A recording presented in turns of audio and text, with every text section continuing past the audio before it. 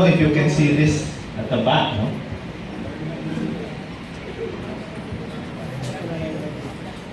Okay. Well, the Dangerous Drugs Board, together with other concerned agencies, the Department of Interior, local government, together with the PNP, the SWD, and the Department of Health, came up with a logarithm on how we could provide services to all of these surrenderies. As I mentioned earlier, we already have around 6,900 plus, so almost 700,000 surrenderies in the country. So if you have 700,000 surrenderies in the countries, let's assume that 1% would require an inpatient program. So that's about 7,000 individuals that would require inpatient treatment rehabilitation. The other hand, out of that number, 2 to 10%, as I mentioned earlier, would require an outpatient program. And the rest, 90%, around 630,000 individuals would require community-based interventions, no, to prevent them from progressing, no, into their addiction, into problematic drug users. So basically what the provisional guidelines state is that you need to prepare the communities. The communities has a big role as far as providing interventions to drug users are concerned. Remember, health was devolved to the local government units. The local chief executives are the one in charge of all the municipal health centers nationwide. They are even in charge of the provincial and the district health system in the country, no? So at their level, at the community level, they should be providing primary interventions. No, that's what we're saying. Okay? So it entails a lot of community preparation. And who will do this? The local anti-drug abuse council. If you recall, I think you're all familiar that DILG already issued a memorandum circular trying to advocating the strengthening of the anti-drug abuse councils at various levels, now from the provincial level down to the municipal city level and even down to the barangay level. And Section 51 of Republic Act 9165 states that local government units are supposed to provide allocation, to provide resources to these anti-drug abuse councils, especially for treatment and rehab. No? So that's the role of the local government units. They need to activate, I don't know if you can see this, no? But I'll leave a copy. If you're interested, you can copy it. No? Kasi I don't know if you can see this. Even I myself cannot see this. The first thing that they need to do is activate the anti-drug abuse council at their own levels. No? The anti-drug abuse councils will now map the resources available in their respective areas. So for example, in one barangay, we have a church-based organizations active. Then you list them down as one of the possible service providers. No? Do you have private organizations, Rotary, Lions, who can help assist in the provision of interventions? Then you need to map them. You need to list them down. Now, what are the available resources at their level, no, which they can tap? Okay? At the same time, the Department of Health already downgraded money in all Department of Health regional offices to provide capacity building activities. No? So local government units, especially the paramedicals in the rural health units, will be trained how to conduct, number one, screening. No? And number two, assessment. I will discuss the difference between the two. No? So first, they need to be capacitated how to properly screen individuals. No? So for example, at the screening level, you have, for example, in Angono, Rizal, we have around 8,000 surrenderies. So you need to differentiate the surrenderies with criminal records or with pending cases in courts. No? Those individuals will be separated. No? There's a separate guidelines published by the Philippine Drug Enforcement Agency for individuals who have pending cases. Okay? But for individuals who have surrendered because they are using drugs and they want to seek treatment, then they will undergo screening. No? So we're talking about persons without prior or pending cases as far as this guideline is concerned. No? Those with prior cases, those with criminal records will be given to the enforcement sector for further evaluation. Okay? Okay. So this algorithm will only pertain to cases without, to surrenderies without prior pending cases. No? Surrenderies who require treatment intervention. They are simple drug users. Okay, they have not violated any provision of 9165 except Section 15, drug use. No, okay, that's clear. No? So they will be trained to conduct screening, and we have the following tools already available. In fact, it was already translated. We now have the English and the Tagalog version of this one, ASSIST. Again, who will utilize these tools? It's the local government paramedical units. No? Usually from the rural health centers of these local government units. So they will be trained to use ASSIST, and what it does, no? It differentiates between a morbidity, a disease, or a behavioral condition. How does it differentiate between the two? Well, if using the ASSIST tool, it was revealed that the person exhibits low behavioral risk. No? Low behavioral risk. Low risk. No? That means, yes, okay, he only has a behavioral condition. He used drugs not because he is addicted to drugs, but because he has so much time in his hands.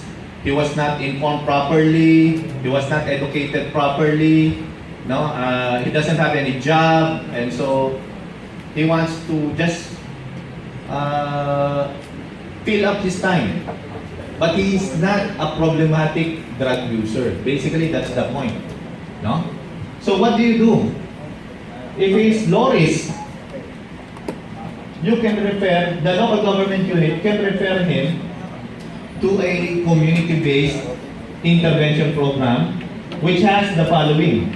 No, it has a brief intervention regimen, it has social support regimen. If it requires psychoeducation, then he will be educated. If he needs skills development, skills training, then he can be provided livelihood activities. And this can be done through TESDA. No? TESDA in all regions provides startup funds for these activities. All you need to do is just coordinate with TESDA regional offices. They are already aware of this program. No? So maybe their moral foundation is not as founded.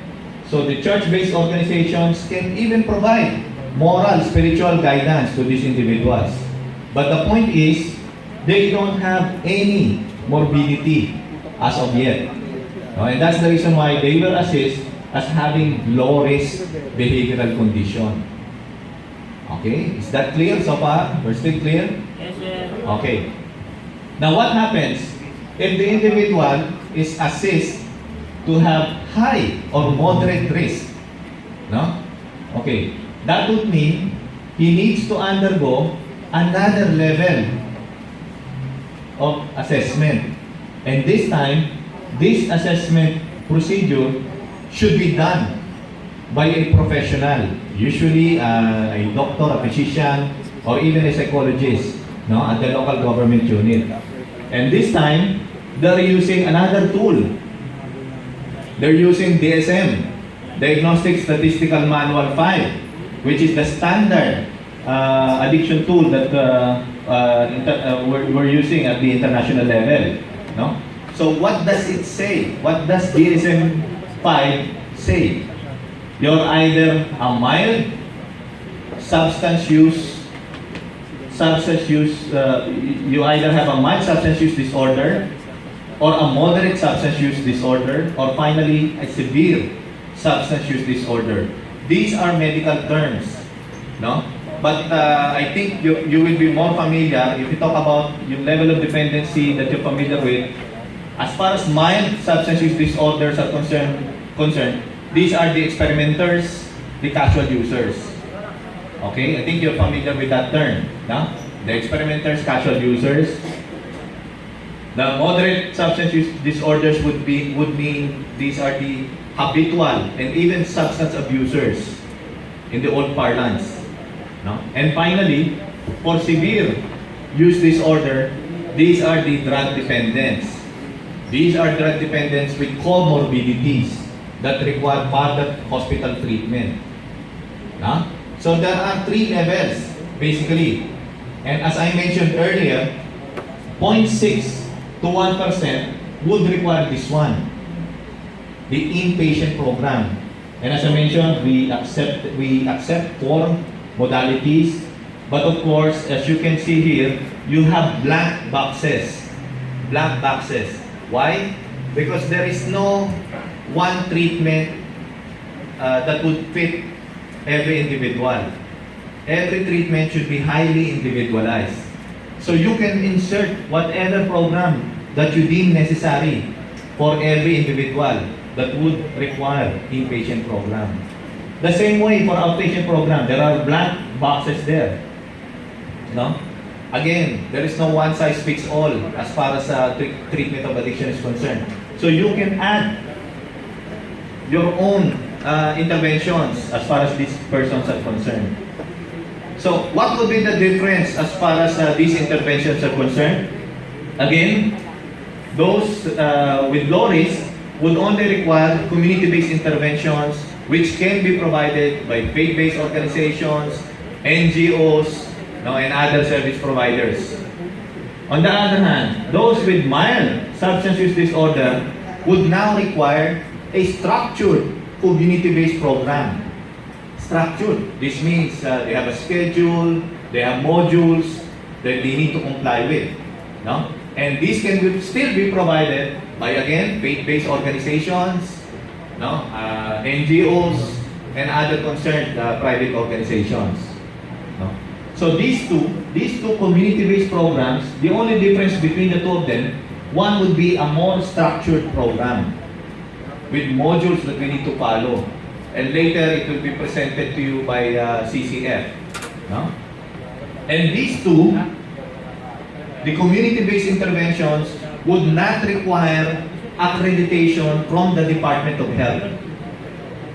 No? These 2 would not require accreditation from the Department of Health. But for you to be safe, because there are some, I don't want to mention specifics, but there are some faith-based organizations which may pose danger to these individuals. Is anybody here a member of the Scientology group? You're not familiar with the Scientology group? Tom Cruise, John Travolta, and the others? Okay, they have a structured program which they submitted to the Department of Health for evaluation, and we found their program unsound. No? And they require massive dosages of vitamins to be given to individuals on a daily basis, which we fear might poison these individuals. No? So we told them we cannot accept their program. So they said, Scientology group, you're not familiar with this? So be careful. There are some faith-based organizations which, they inject their own agenda. No? And the only way we can safeguard you guys, the implementers from these organizations, would be to provide you with a list of acceptable faith-based organizations in our website. So if you find the names of the field-based organizations in our website, the DDB and DOH website, then at least you can be assured that they are fairly safe, their program is sound for application at the community level. No? So just be careful, no? Because these two, both community-based intervention does not require accreditation from the Department of Health. Okay? On the other hand, the outpatient program as well as the inpatient program would require accreditation from the Department of Health. No? And these two would be both facility-based. No? So the patient goes to a facility, it may be an outpatient facility or an inpatient facility. So on an outpatient facility, they report thrice a week. They are given structured program. Right now, we have been implementing the intensive outpatient program matrix that is also being endorsed by NIDA, the National Institute on Drug Abuse in the US. No? So we have a structured program for outpatient facility-based. On the other hand, this one, when they go in, according to 9165, according to the law, they are required to stay in the facility for at least 6 months to 1 year. No? So it's in the law as far as 9165 is concerned. And after they finish the primary program, in both instances, both outpatient and inpatient program, they are required by law to submit themselves on an aftercare program for at least 18 months. Okay? So both inpatient admissions and outpatient admissions, facility-based, would require an 18-month aftercare program. And again, they will go back to the community, no? And so that we could monitor them. Now, let's go back to the question of cost. Because it's a very good question, and our country is not that well off, no? To really provide ideal logistics. As far as these two are concerned, community-based programs are concerned, it will entail minimal cost because you will be using the current structures, the current systems already available at the community level. You already have your municipal health units. You already have your rural health units at the community level. You already have your service providers, church-based organizations, no? Narcotics Anonymous support groups available. All that needs to be done is to map them. You need to map them. You need to coordinate with them. And this should be done by the local government unit, the Anti-Drug Abuse Council. It will not entail cost, no? Minimal at best. So these two. On the other hand, as far as the outpatient and the inpatient is concerned, yeah, it will entail some expense on the part of the patient and even on the part of the families themselves. No? But if we can provide intervention, remember, I mentioned earlier, 90% of these surrenderies would require only the two, no? The community-based as well as the structured community-based program. So if we can prevent them from going to the outpatient and inpatient facilities, then at least that would be more cost efficient. No? Right now, admittedly, we don't have the structures in place. And the only reason why we're now trying to come up with a new system, no, is because we were surprised at the number of surrenderies that we encountered because of the Duterte administration. No? It never happened before. Even during the martial law time, even during martial law, we never had these numbers of surrenderies. No? So, admittedly, we were caught unaware. And then we realized we need to have structures, we need to have systems at the community level, which should have been done before. No? Hindsight. Unfortunately, it is the drug concern has only been prioritized as far as this administration is concerned. No? But again, on a positive note, we're now trying to address this issue. No? And we're hoping that we will come up with a good implementation of this algorithm to see what will happen next. No? If we can reduce the problem significantly. We already have several pilot sites. We are already piloting this in Rizal. We will be piloting it in San Juan and Quezon City, and we're hoping that this will be done on a nationwide basis. Any questions on the algorithm? The provisional board regulation is already being circulated. Remember, the Dangerous Drugs Board is composed of 17 member agencies. So you can imagine, no? 17 secretaries needs to sign this issuance. And so far, we already have 5 signing the issuance. We still need 4 more signatures to get a quorum. No? But we're hoping that before the, I think you're familiar with Masa Masid. You're familiar with Masa Masid, the program also being endorsed by the NLG. It will be launched on September 28th. No? And we expect that before that, this issuance will already be signed by the secretaries. No? So, any questions as far as the algorithm is concerned? So, the enforcers would have minimal role as far as this algorithm is concerned.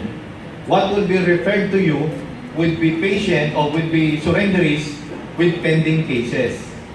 No? So for those without pending cases or pending violations of 9165, they will be provided services purely by the local government unit. No? Siguro the role of the enforcement sector as far as this is concerned would be to provide the local government unit with a list, no? Provide them with the addresses, contact numbers of the surrenderies, so that the paramedical units of the local government units can actually follow up the patients themselves. No? In fact, they can even go door to door, community level, to encourage them to attend to the various programs being offered. And that will be the role of the paramedicals, mostly, of the local government units.